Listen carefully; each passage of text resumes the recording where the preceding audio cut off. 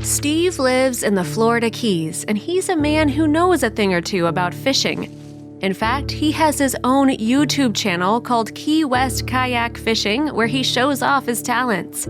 He also provides some great tips for surviving on the water.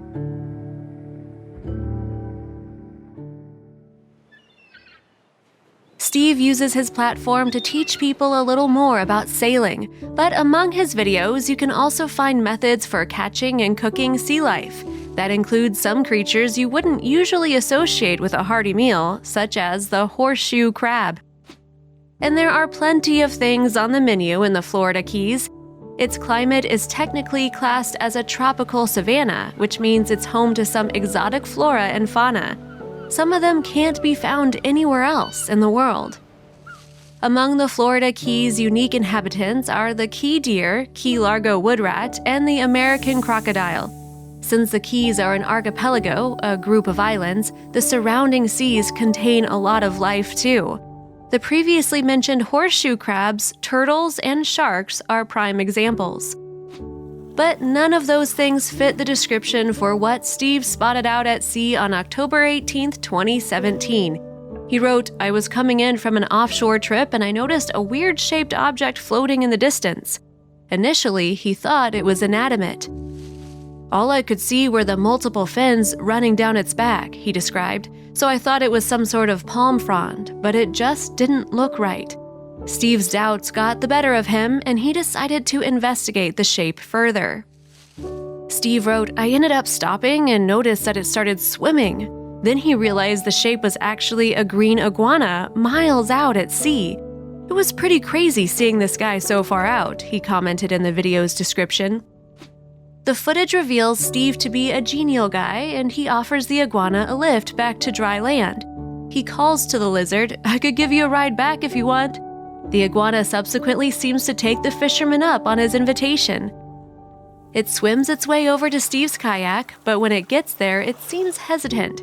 Steve notices the lizard's apprehension too. "You don't trust me very much, do you?" he asks it, but his sense of self-preservation takes over. The iguana makes several attempts to climb onto the kayak without success. Despite Steve's encouraging words, the iguana can't seem to find its footing. It slips off each time. As a result, the fisherman intercedes to lend his new friend a hand.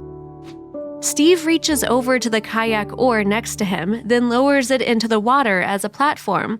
Seeing safety in reach, the iguana immediately clambers onto the paddle. Steve consequently lifts it onto the boat, where it takes a perch on the outrigger piping.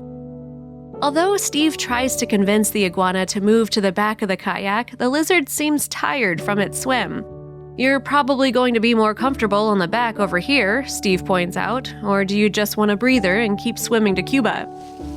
Once the iguana has a break, Steve tells it they need to move before darkness descends. With that, he nudges the iguana back onto the paddle so he can transport it to the kayak's rear.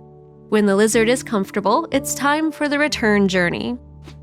"Get seatbelted in," Steve warns, "because we're gonna be flying. Don't panic and jump off, I'll leave you." As the kayak speeds along the water, Steve's new pal looks quite happy watching the waves go by until it sees some mangroves nearby. "All right, we're almost home. Any of this look familiar to you?" Steve calls back to the lizard. And as if in answer, the iguana turns towards mangroves and leaps off.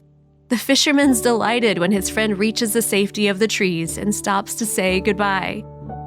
"All right, buddy, nice meeting you," Steve tells the lizard, now clinging to the branches. "Rest up for a while. Be safe. Goodbye." With his good deed done for the day, the fisherman continues on with his journey. But why was the lizard at sea? "I have seen plenty swimming around the islands, but never one that far out," Steve said. "Most likely because of the king tides that are occurring, it got caught in one of the swift outgoing tides and got pushed out to sea.